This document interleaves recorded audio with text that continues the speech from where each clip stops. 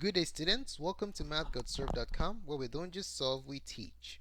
In this clip, we're going to be going over problems 6 to 10 of the June 2017 Algebra 2 Common Core New York Regents exam. Alright, let's start by taking a look at question number 6. It reads, given the parent function p of x equals cosine x, which phrase best describes this transformation used to obtain the graph of g of x equals cosine quantity x plus a minus b if a and b are positive constants. Alright, so before we solve this problem, let's do a real quick review on our transformation of parent functions. Okay, so let's see if we can recollect the following facts. So, if you have a function composed with x plus h, what kind of transformation does this have on f of x? This indicates a shift in the direction of the x-axis. If you have plus, you're going to shift h units to the left. Okay? If you have f of x minus h, this indicates a shift in the x direction or horizontal direction. Again, you're going to shift h units to the right. Alright? Now, if you have a function plus a constant, let's say k, what kind of shift is this? This is a vertical shift. These two, when they are associated directly with the x's, are horizontal shifts. Alright? So this one is a shift k units up. Alright? And then if you have f of x minus k, this is a shift k units down. Okay, so for the vertical shifts, you follow the sign, and for the horizontal shifts, you do the opposite of what the sign indicates. So you want to keep that in mind. In this particular case, we have the function g of x equals cosine x plus a, and then we have a minus b component there. Alright, so what kind of shifts are we having here? We have two shifts. Now this plus a is grouped directly with the x, so that tells us that it is going to be a movement in the x direction. Since it's plus a, that means we're going to be going to the left a units. How about this minus b component? This minus b component is added onto the function, so this is a vertical shift. You follow the direction of the sign. Okay, this will be moving down b units. Alright, so let's write down what the transformation is, combining these two. So what you have is you're going to have g of x shifted a units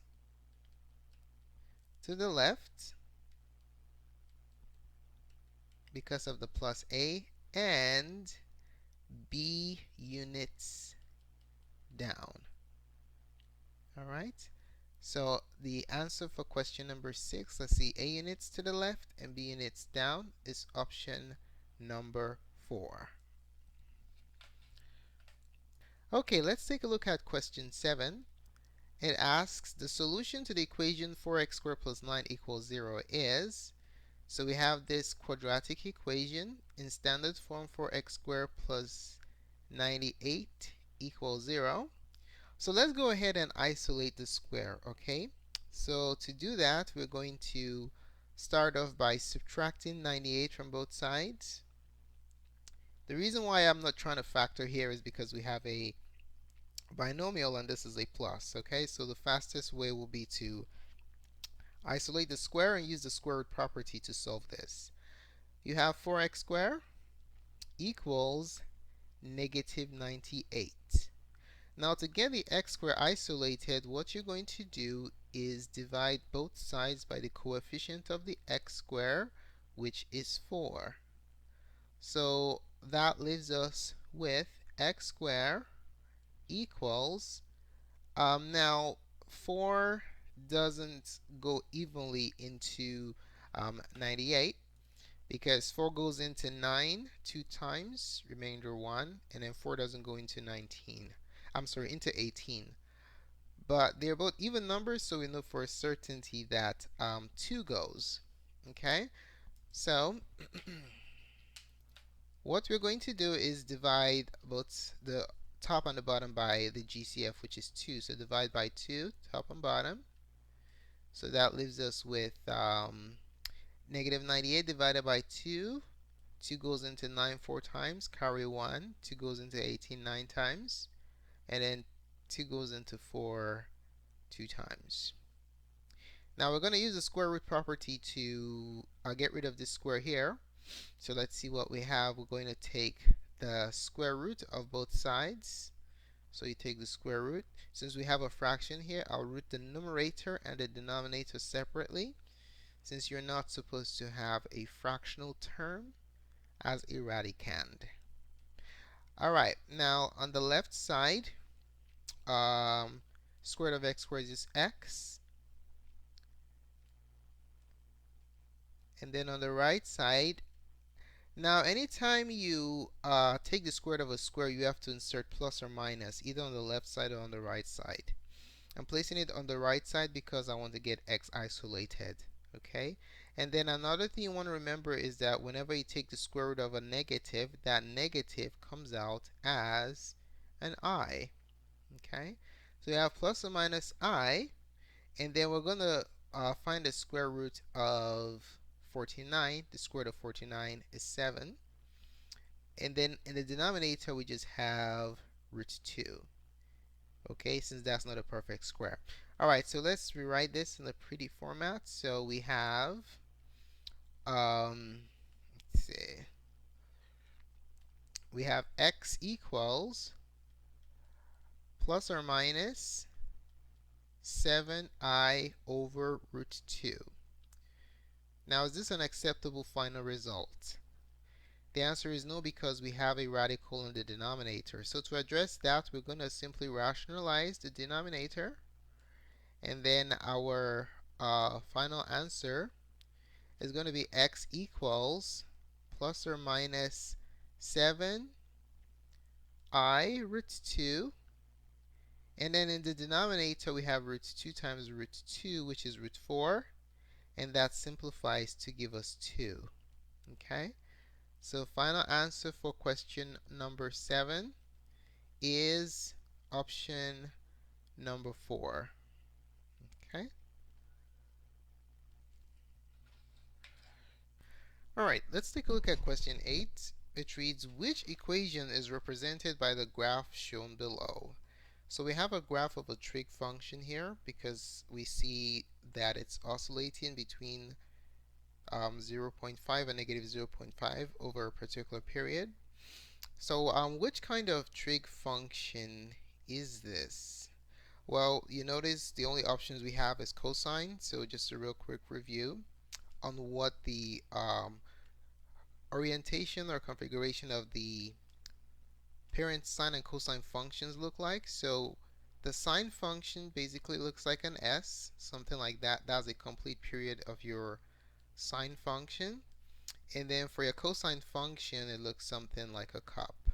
Okay, so there goes your cosine function, and this is consistent with what we have here. All right, what we have is a situation where the amplitude and period have been manipulated. We have no shifts in the horizontal or vertical direction because it matches perfectly with this sketch we have here. Alright, so in that case, what is the formula going to be? Okay, so what is the formula for a cosine function that has no shifts? If you have no shifts either vertically or horizontally, the function is going to be y equals a cosine bx. Okay. Now what does a and b stand for? What are their significance? The amplitude is basically the a value. Okay. To be specific, it is the absolute value of the a component. And then the period of this trig function is given by 2 pi divided by b.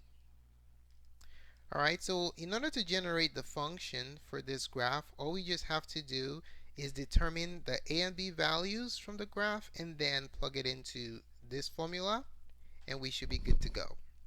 Alright, so what can we discern from the graph? First things first, we can determine the amplitude. Okay, so from the graph, we're going to figure out what the amplitude is. The amplitude is basically the distance from the center to the maximum or minimum positions. So in this particular situation right here, this is your max line, okay, and this is your minimum.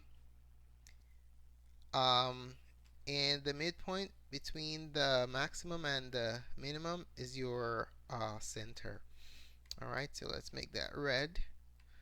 So max, min, center. So what's the amplitude? The amplitude is basically the distance from either from your max to your center or from your min to your center. It doesn't matter which one you use, but that's basically what the amplitude is. Okay, so this right here is your amplitude. Make it smaller. Amplitude. So what is the value from 0 to 0 0.5 or 0 to negative 0 0.5? What's the distance? The amplitude is 0 0.5. Okay, so from the graph we can see that the amplitude is equal to 0 0.5 in fractional form is 1/2. So this is our a value. Alrighty. Now the b value is associated with the period. What's the period in this graph? The period is basically the distance from a max to the next max. Okay. So this is what we can call it a peak. So let's say we have a peak right here. The next peak is right here. So the length for one complete cycle represents your period. Alright, so how far, let me give you a quick visual here. Let's make it purple. How far is it from this peak to the other peak? So change it, make it purple. It's not responding. So just going to show you by hand here. So from this peak right here all the way to this peak right here, that basically tells you the period. Okay, that is one complete cycle. And from 0 to pi is the period, so our period is going to be pi units for the period. Okay, you can go from peak to peak. That's what we have here. If it's a sine function, you want to go from the center going up to the next center heading in the same direction, which is upwards. Alright, so with that information, we can see that our period is equal to pi. Okay, so this can enable us to calculate the value of b. How is that possible? Well, we know that we know the formula for computing what b is, right? What for computing what the period is. We know that the period is 2 pi over b, as stated here. So since the period is pi, we just set pi to 2 pi over b, and we will solve this resulting equation for b. Alright, so to do that, we can express both sides as fractions. So put the pi over 1. And then how do we solve this equation? The variable I desire to compute the values in the denominator, so I'll simply cross multiply. If I cross multiply, I'll have b pi equals 2 pi. To get b isolated, I'll divide both sides by pi. And we can clearly see that our b value is going to be 2 because these two pi's divide out. Okay, so we have b is, let's write it here. We have b is 2 and a is what? The amplitude, which is 1/2. We have the formula y equals a cosine bx for a cosine function with its period and amplitude manipulated with no shifts. Plugging these two values into this equation, that will give us y equals 1/2 cosine 2x. Alright, so we can clearly see that our answer is option number 1. Alright, let's take a look at question 9. It says a manufacturing company has developed a cost model C of x equals 0.15x to the third plus 0.01x squared plus 2x plus 120, where x is the number of items sold in thousands. The sales price can be modeled by S of x equals 30 minus 0.01x. Therefore, revenue is modeled by R of x equals x times S of x. The company's profit is R of x minus C of x, which makes sense, revenue minus cost. That could be modeled by, so this is just an assessment of your ability to carry out operations using polynomial expressions. Okay? Alright, so let's go ahead and do that. We'll start off by writing down what our formula is for the profit function. The profit function p of x is equal to r of x minus c of x. Okay? But we know that r of x is x times s of x. So further, we have p of x equals, we'll substitute r of x with x times s of x. Why are we making this substitution? We do not have any r of x function. We're given s of x and c of x. Okay, so we have to express p of x in terms of these two functions in order to make a simplifiable polynomial expression. So we have everything set to go. We're now going to substitute. So we have p of x is equal to x times s of x. S of x, let me rewrite this in standard form in descending order of degrees. 0.01x is the first degree term, plus 30, which is the 0th degree term, minus c of x. Now you have to be really careful. Anytime you're subtracting a polynomial expression, you want to use minus. Okay? It's for your safety to prevent you from making sign distribution errors. So parentheses, c of x is already written in standard form for us, which is nice. So 0.15x to the third plus 0.01x squared plus 2x plus 120. Alrighty, now let's simplify. We have p of x. We're going to distribute this x across these two terms.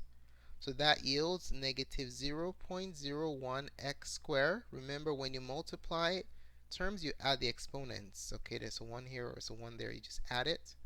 Plus 30x.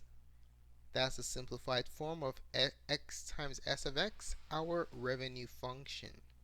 Minus, so what we're going to do here is we're going to basically distribute this negative sign to this 4 terms of our cubic polynomial with 4 terms. Okay. All right. When we do that, we're going to have 0. Let's change that color. We will have 0.15x to the third. Minus times plus is a minus. Minus 0.01x squared. Minus again 2x. Minus again 120. Now let's go ahead and combine like terms. We're going to start with the highest degree, so our final answer will be in standard form. The highest degree is x to the third. We have only one term with the x to the third component attached to it. So we are going to have to just bring that down. We have negative 0.15x x to the third. Alright, now let's move to the terms with the powers of 2. So we have negative 0.01x squared and negative 0.01x squared. The signs are the same. We'll add and keep the sign. So negative 0.02x squared. So far, we can eliminate option 4, and we can eliminate option 3. Let's see. Oh, we can even eliminate option 1 because we have two minuses here. So we can easily see that our answer is option number 2. Okay, let's just go ahead and finish it off. So we have positive 30 minus 2 is going to be plus 28. Subtract and keep the sign of the bigger one. That's for combining our first degree terms, this and that. And then the final component is negative 120. We can see that our answer for number 9 is option number 2. Alright, let's take a look at question number 10. It reads, a game spinner is divided into 6 equally sized regions as shown in the diagram below. So we have the spinner right here. For Miles to win, the spinner must land on the number 6. After spinning the spinner 10 times and losing all 10 times, Miles complained that the spinner is unfair. At home, his dad ran 100 simulations of spinning the spinner 10 times. Assuming the probability of winning each spin is 1/6, the output of the simulation is shown in the diagram below. Question, which explanation is appropriate for Miles and his dad to make?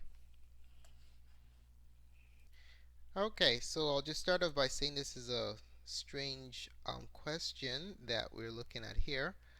But let's see what we can do. We want to focus on the chart, the output table that's provided here. Remember, Miles did only 10 and his dad did 100. So the more simulations you run, the more accurate your data is going to be, okay? If you can carry out infinite simulations, then you get an excellent idea of what the probability of each outcome will be. So 100 simulations will be much more consistent with an expected result. Alright, so first things first, we're looking at losing.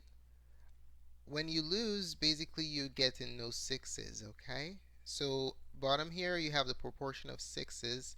So if you have 0 as your proportion of sixes, that basically indicates what the loss proportion or percentage is, okay? So you're looking here at the 0% point. And if you look at the 0%, which represents our losses, about 20%, is not really 20, counts or close to 20. That's the percentage that we have here, okay? So if you want, let's write this down in verbal format first.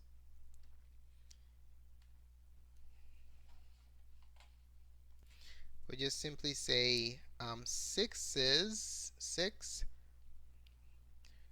Basically, if you do not get a 6, that's a loss. Okay, so let me change the color of my pen here.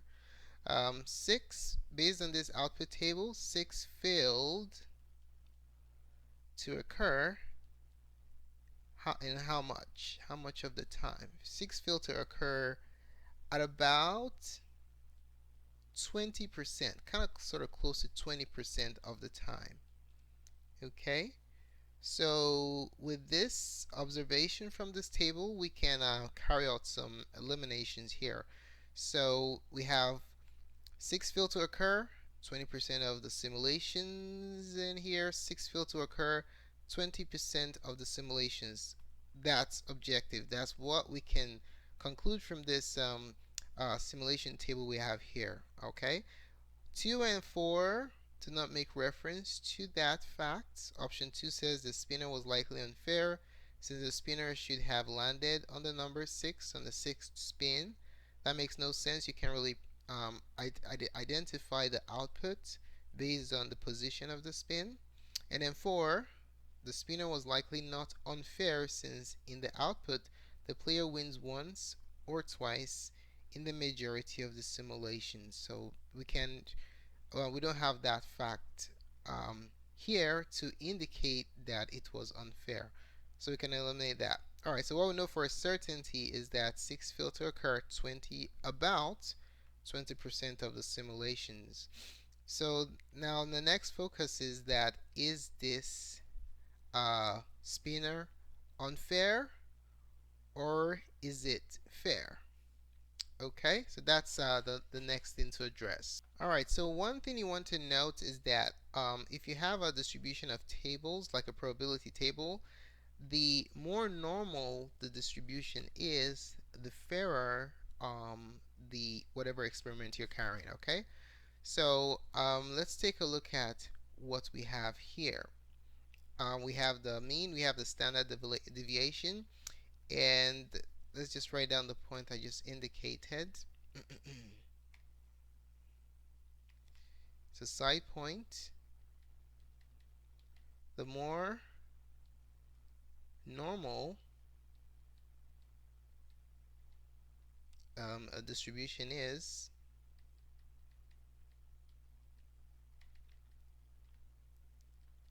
the fairer the experiment. Okay, the fairer the experiment. Okay, so the question is this normally distributed? Now let's take a look at the perfect scenario. Let's say we have a normal curve, okay? In order for you to achieve this, Miles' dad would have had to do a lot more simulations, not just 100. And if you have something perfect like this, then that will indicate that it's a normal distribution. Okay?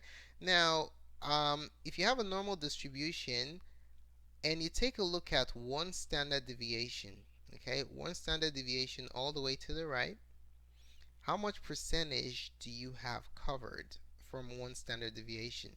We have 34, 34, 13.5, 21, 2.15, and 0.13. This basically represents about 84%. This isn't a perfect situation, okay? And then down here, you are left with about 16%. This is a normal distribution. So the question is, where does 0 fall in this situation? So the answer is 0 is around 20%, okay? And then looking at what we have, we can easily see that 0 falls within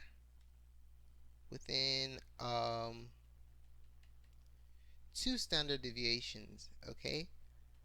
Two standard deviations, because if you look at the table that we have of the normal curve below, if you have two standard deviations, you're around 16%, and what we have here is close to, remember, it's not exactly 20, it's about 20.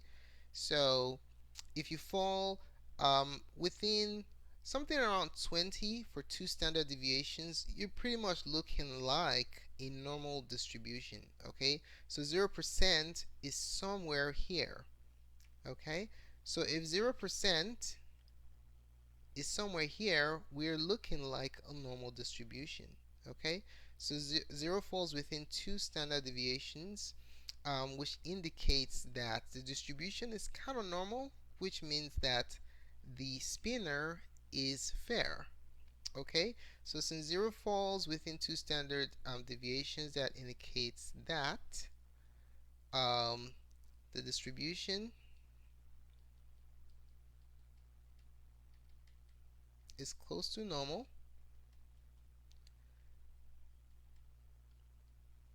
which then implies that the spinner is fair, okay? There's nothing abnormal here. He just has to do more simulations in order to get a perfect normal curve like the one that we have down here. Alright, so based on this output right here, this is an indication that the spinner is fair or not unfair. If something is not unfair, it means it's fair. Okay, so that's that. Thanks so much for taking the time to watch this presentation. Really appreciate it. If you found the contents of this tutorial helpful in your preparation for the upcoming Regents exam, do give us a thumbs up. Your positive feedback is extremely valuable to us. If you have any questions or comments about what we covered in this presentation or any Math Regents question in general, just place your questions in the comment section below and we'll be more than glad to support you. Don't forget to subscribe to our channel for updates to other tutorials such as this. More clips can be found on mathcodeserve.com. Thanks again for watching and have a wonderful day. Goodbye.